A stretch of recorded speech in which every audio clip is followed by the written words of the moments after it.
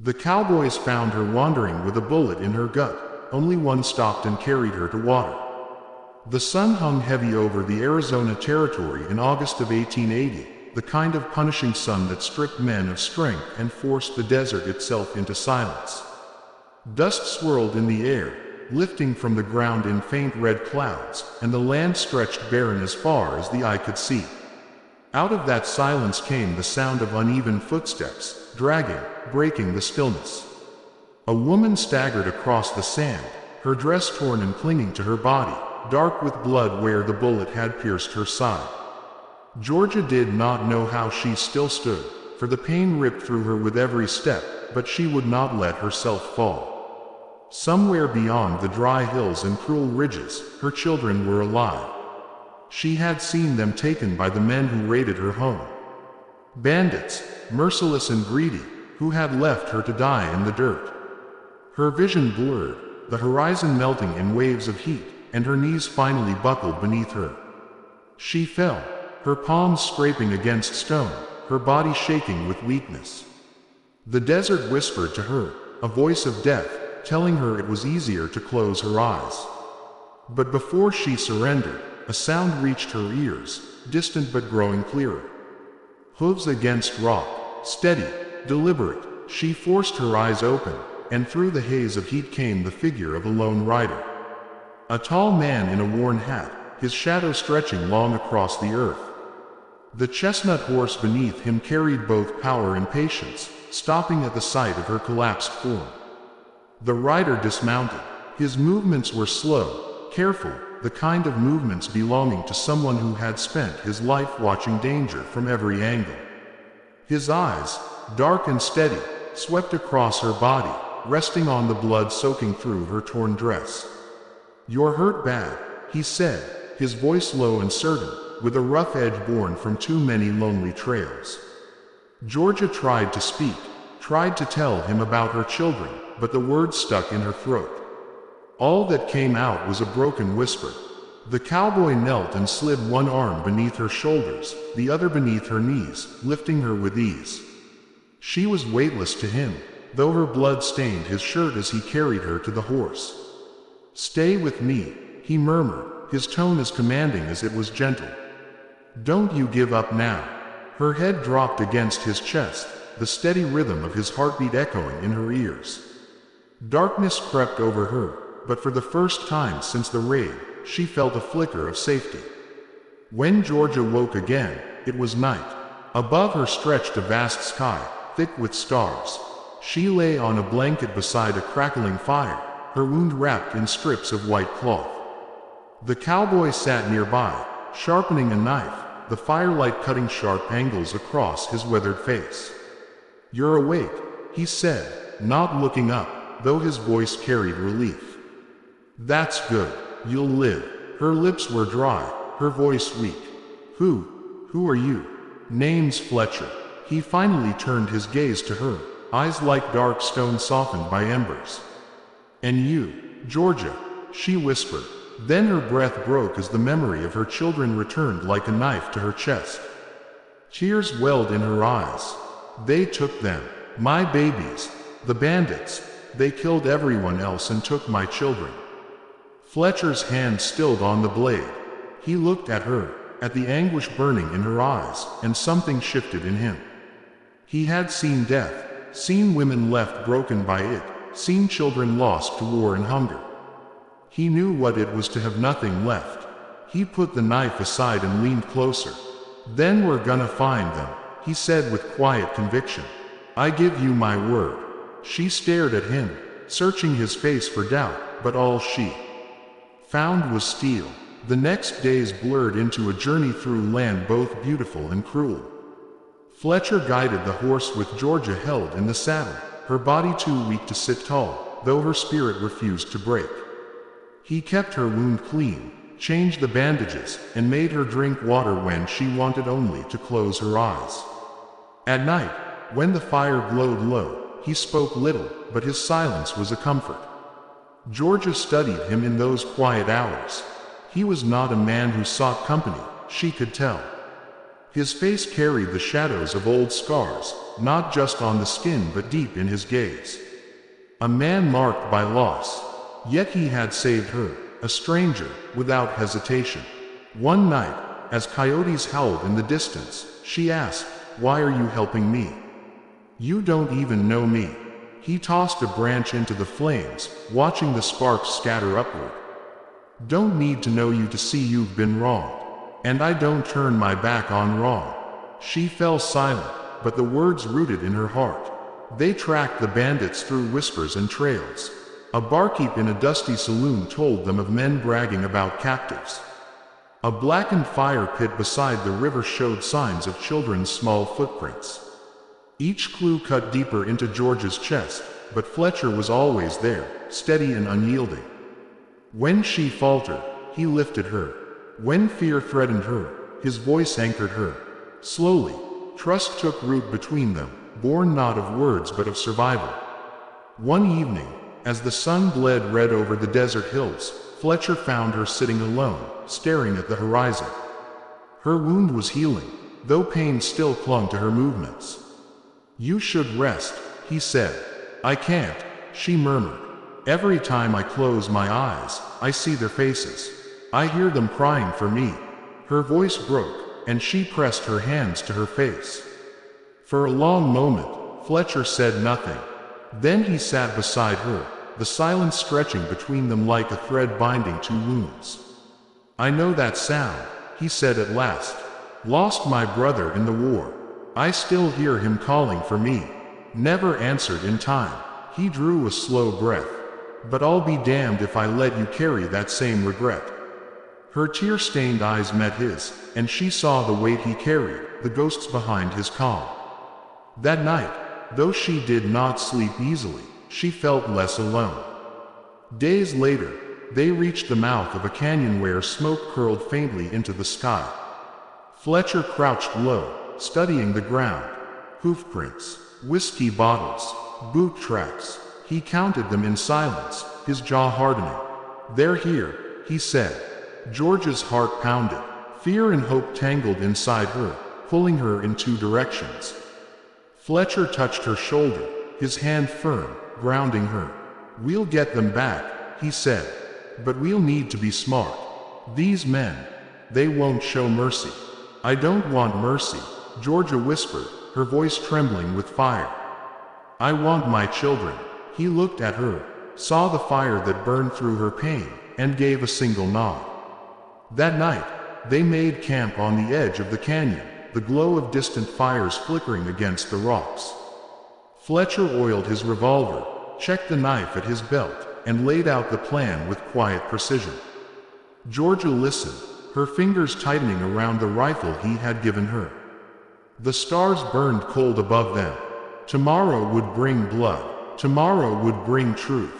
And tomorrow, one way or another, Georgia would find her children.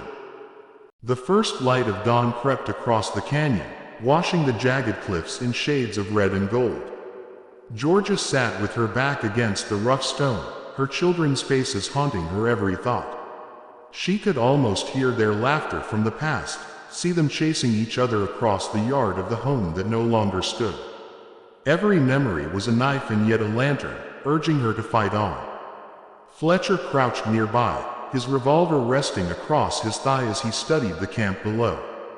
The men moved lazily, their confidence the kind that came from cruelty unchallenged. Georgia could see them, rough figures around the fire, their voices echoing against the canyon walls. And then her gaze drifted to the wagon at the far end of camp.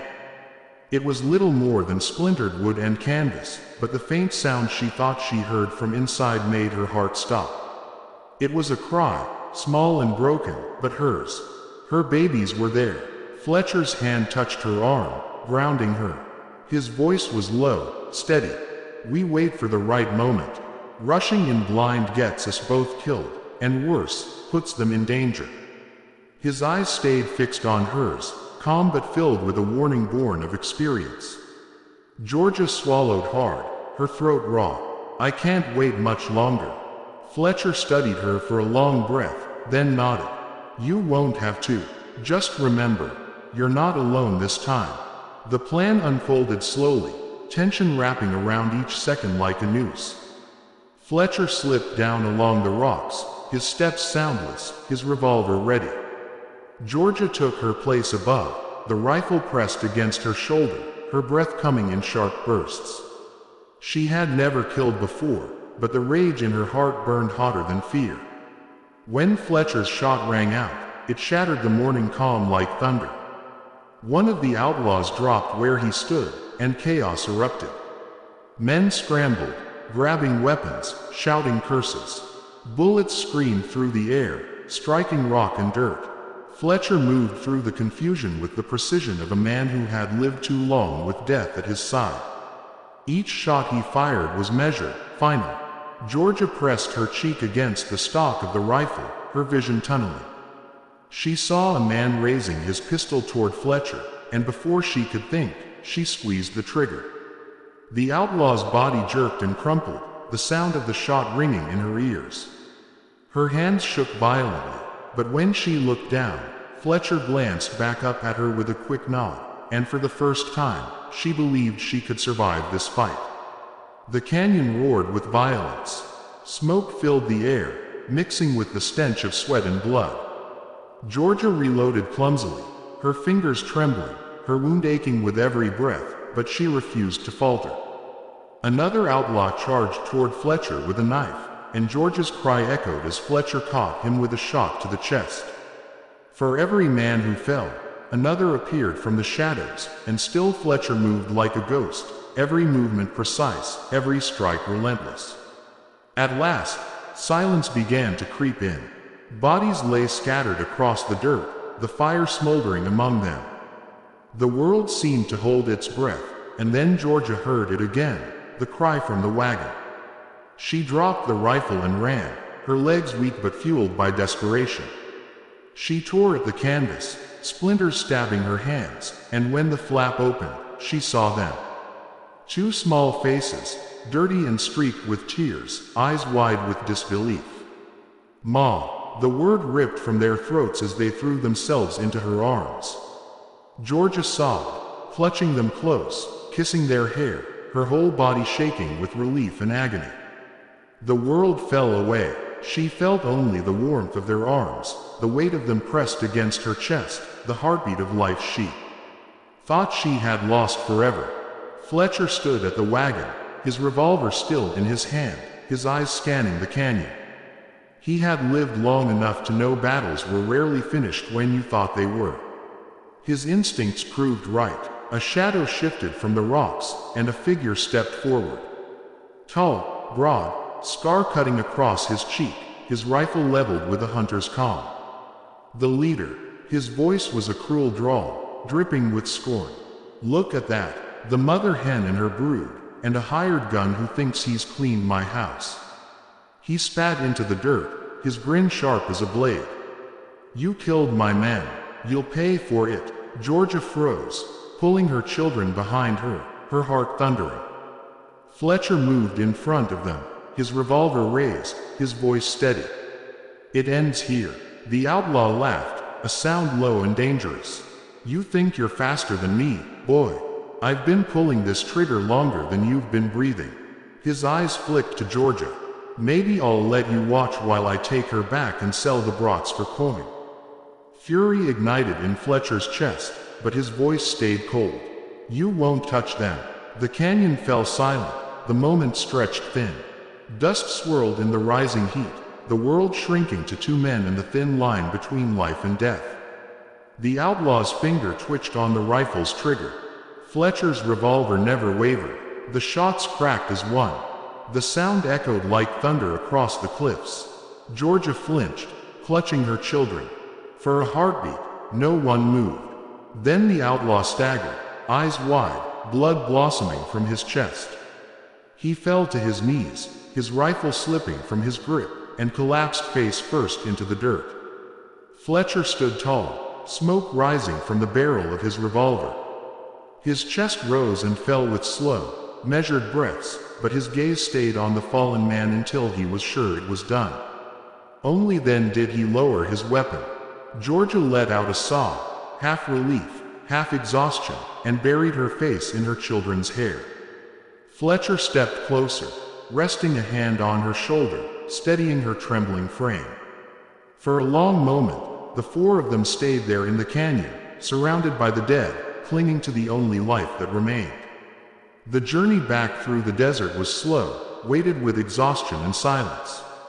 Georgia's children clung to her, their small hands never leaving hers. Fletcher rode close, his eyes scanning the horizon, every muscle of his body tuned to danger. But beneath the sharp edges of vigilance, something softer stirred in him, something he had not felt in years. Hope. In the weeks that followed, they found a town by the river, a place rough around the edges but safer than the wild. An old cabin stood empty at the edge of the settlement, its roof sagging, its wood gray with time. Fletcher repaired it with calloused hands, hammering boards, patching holes, while Georgia scrubbed and sewed, her children chasing each other through the weeds with laughter that healed her heart a little more each day. At night, when the children slept, Georgia and Fletcher sat by the fire, the glow softening the lines of his face. Their silences grew warm instead of heavy, their words longer, their laughter rare but real. Georgia often caught herself studying him, the way his eyes lingered on her children as though they were something sacred, the way he always positioned himself between them and the door. He had saved her, yes, but more than that, he had chosen to stay. One evening, the firelight flickered against the walls of the small cabin, and Georgia turned to him, her voice soft but steady. "I don't know how to thank you. You've given me back everything I thought was gone." Fletcher removed his hat, setting it aside. His voice was low, almost uncertain. "You don't owe me thanks, but if you'll have me, I'd like to stay. Help you build something here. Help you raise them." Her throat tightened, and tears welled in her eyes. She reached for his hand, her fingers trembling but sure. "Stay," she whispered, "please." Fletcher's hand closed around hers, strong and steady.